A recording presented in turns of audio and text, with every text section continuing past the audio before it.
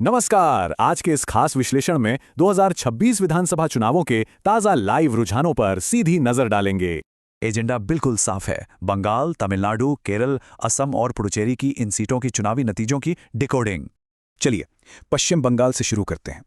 यहां टीएमसी और बीजेपी के बीच सच में कांटे की टक्कर है। बड़ा डेटा, वोटर लिस्ट से 89 लाख नाम हटे हैं, जो 2021 की जीत के अंतर से भी ज्यादा है।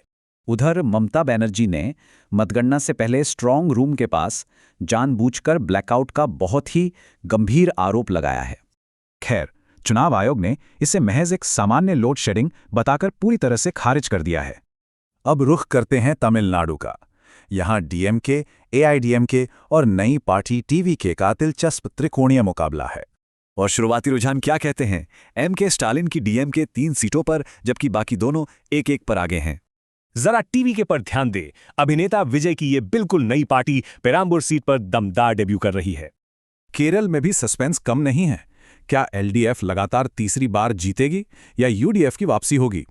देखिए, एग्जिट पोल तो यूडीएफ को 80-90 सीटों की बढ़त दिखा रहे हैं, लेकिन मुख्यमंत्री विजयन पूरी तरह आश्वस्त हैं।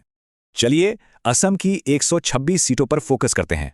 यहां बीजेपी लगातार सत्ता की हैट्रिक लगाने उतरी है। बीजेपी का जाति माटी भेटी अभियान काफी चर्चा में रहा और शुरुआती रुझानों में उनकी 10 सीटों की बढ़त अहम है। आखिर में बात पुडुचेरी की। यहां एनडीए और इंडिया ब्लॉक के बीच आमने सामने की बिल्कुल सीधी टक्कर है।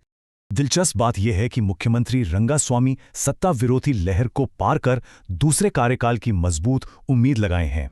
और हां, अभिनेता विजय की टीवी के यहां पुडुचेरी में भी अपना चुनावी भाग्य पहली बार आजमा रही है।